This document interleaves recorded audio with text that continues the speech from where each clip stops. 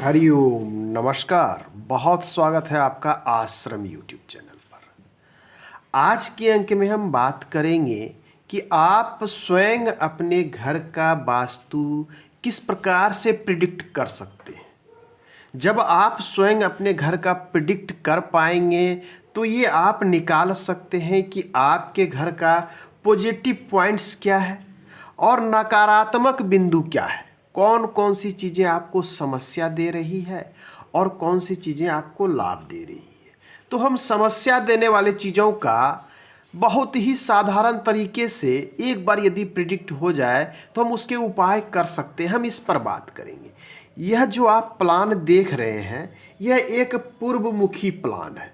इसमें ये देखिए मैंने यहाँ लिख रखा है, ये उत्तर दिशा है और यहाँ पर देखें यह दक्षिण दिशा है, साउथ है। ये आपका पश्चिम है और आपका यह देख लें ये ईस्ट या पूर्व दिशा है। मैं यहाँ पर ई लिख देता हूँ, ईस्ट या पूर्व दिशा है। आइए इस पर थोड़ा सा हम गहराई से जानते हैं कि किस प्रकार से जांच करेंगे। तो ये हो गया, ये जो आप देख रहे हैं ये आपका कंपाउंड या कैंपस एरिया है, यह कंस्ट्रक्शन है। इस कंस्ट्रक्शन की मेजरमेंट की बात हम कर लें तो ये लगभग 50-55 फीट लंबा है और ये 32 फीट चौड़ा है, उसमें ये बना हुआ है। हम इस घर का प्रिडिक्शन करेंगे।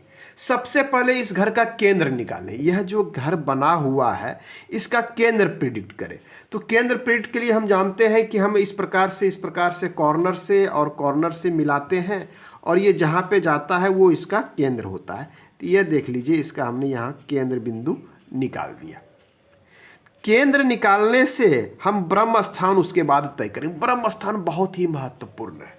ब्रह्म स्थान तय करने के लिए यह आप देखें कि आपके घर की ये जो चौड़ाई है कितनी है और आपकी घर की यह जो लंबाई है वह कितनी है। चौड़ाई को 3 बराबर भागों में बांटें, लंबाई को भी 3 बराबर भागों में बांटें और उसके अनुसार अब हम इसे बांट दें। तो ये देखिए मैं इसे बांट देता हूँ और मैं इसके ब्रह्म स्थान को आपको निकाल देता हूँ कि कहाँ से कहाँ तक। 1 मिनट, हाँ ब्रह्म स्थान आएगा। ये देखिए ये इसकी लंबाई हो गई, तो उसके अनुसार जो ब्रह्म स्थान आ रहा है ये देखिए हमने यहाँ पर ब्रह्म स्थान को प्रिडिक्ट कर लिया है। ब्रह्म स्थान प्रिडिक्ट करने के बाद सबसे पहले ब्रह्म स्थान वाले एरिया को आप निकाल लें, बहुत ही महत्वपूर्ण है। यदि आप नया घर बनाने जा रहे हैं तो आपको चाहिए कि जो आपके घर के ब्रह्म स्थान है, वास्तु में कहा गया है कि घर के मध्य में ब्रह्मा जी का निवास होता है और उन्हें वास्तु में एक जो सर्टेन एरिया दिया गया है वह होता है 9 पद का। तो 9 पद में आपके घर में ब्रह्मा जी विराजमान है। अब देखिए ये हो गए, ये आपको शायद दिख रहा होगा, मैंने पेंसिल से यह बना दिया। मैं इसे थोड़ा सा डीप कर देता हूँ। ये देखिए इतने स्थान में ब्रह्मा जी बैठे हैं और ब्रह्म स्थान में वैदिक वास्तु के अनुसार हमें निर्माण नहीं करनी चाहिए। यह आपको ध्यान में रखना है। ब्रह्म स्थान में मर्म पॉइंट होते हैं। यदि मर्म पॉइंट पर कोई पिलर, कोई खंबा, कोई दीवार, कोई भारी चीज़ें आ जाती है तो वास्तु पुरुष के मर्म स्थान की एनर्जी दूषित हो जाती है और जब इसकी एनर्जी दूषित या डिस्ट्रॉय होती है तो आपके शरीर में जिस मर्म पॉइंट को वो दाबेगा उससे संबंधित समस्या या विकृति उत्पन्न हो जाएगी, रोग उत्पन्न हो जाएंगे या उससे संबंधित प्रॉब्लम देखने को मिलेंगे। तो ब्रह्म स्थान के अंतर्गत एक तो ये जो केंद्र बिंदु है ये सबसे अधिक महत्वपूर्ण है। यहाँ ब्रह्म, ये जो वास्तु पुरुष है उसका नाभि यहीं पर है और इसी से सारी ऊर्जाएं आपके घर में चारों तरफ निकलती है और जाती है। तो केंद्र बिंदु को तो किसी भी मूल्य पर हमें डिस्टर्ब नहीं करना चाहिए। पिलर तो यहाँ खंबा बिल्कुल नहीं देना चाहिए। अब आइए, ये तो केंद्र बिंदु के, उसके अलावे यहाँ पर टोटल बात करें इस केंद्र बिंदु को 9 ऐसे मर्म पॉइंट होते हैं जो अलग अलग प्रतिच्छेदी बिंदु पर होते हैं। इसको निकालना थोड़ा सा आपके लिए कठिन होगा, मैं किसी अगले अंक में समझा दूंगा। आप ये मान लें कि इसके अंदर में निकालने का कुछ टेक्निक है कि हम इधर से भी छांटते हैं, इसको इधर से भी बांटते हैं, उसके बाद इसको अलग अलग पद में बांटते हैं मेजरमेंट करके, और ये जहाँ जहाँ ये आपस में क्रॉस होते हैं या कटते हैं, ये अलग अलग पॉइंट्स बनते हैं जहाँ जहाँ कटते हैं, वो सारे मर्म स्थान के अंतर्गत आते हैं। मैंने ये भी उदाहरण दिया, ये एक्यूरेसी नहीं है। जब हम इसको 9 पद में बांटेंगे, टोटल 32 पद, उसके बाद अलग अलग देवता फील्ड, तो ये पता चलता है। तो इसके अंदर में मर्म स्थान होते हैं। चलिए, वीडियो बहुत लंबा हो रहा है, मैं मूल चीज़ों पर आता हूँ। हाँ, तो हम बात कर रहे थे वास्तु समझने की। तो ये हो गए ब्रह्म स्थान। अब हम इसमें तय करेंगे हमारे घर का द्वार कहाँ आना चाहिए। तो द्वार की बात करें तो पूर्व दिशा के जो द्वार हैं उसमें जयंत और इंद्र देवता सबसे अधिक महत्वपूर्ण है। तो जयंत और इंद्र की बात करें तो उसकी जो मेजरमेंट आती है, हम यहाँ देख रहे हैं, हम इसमें मेजरमेंट करके एक पॉइंट दे रखा है मैंने। ये देखिए, ये आ रहा है, ये देखिए, ये इस प्रकार से अलग अलग बिंदु यहाँ से चलती है। ये देखिए, तो ये आप जो देख पा रहे हैं, ये अलग अलग पॉइंट्स के बिंदु हैं। ये देखिए, इसमें जो ये द्वार आ रहा है, ये आ रहा है इंद्र के पद पर। तो ये इंद्र अर्थात इसे क्या कहते हैं, हम E4 भी इंग्लिश में बोलते हैं समझने के लिए। ये इंद्र का पद है, यह पद शुभ होता है।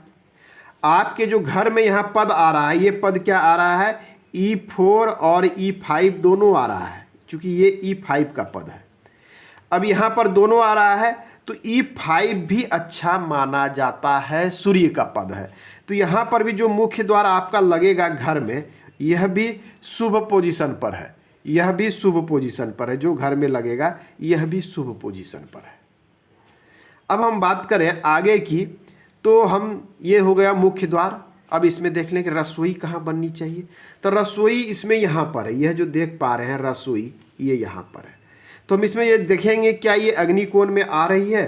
तो अग्निकोण के लिए जो हम ये डायग्राम देख रहे हैं, तो यहाँ जो ये 22.5 डिग्री का एरिया है, ये अग्नि में आ रहा है। यहाँ से यहाँ तक ये अग्नि में आ रहा है।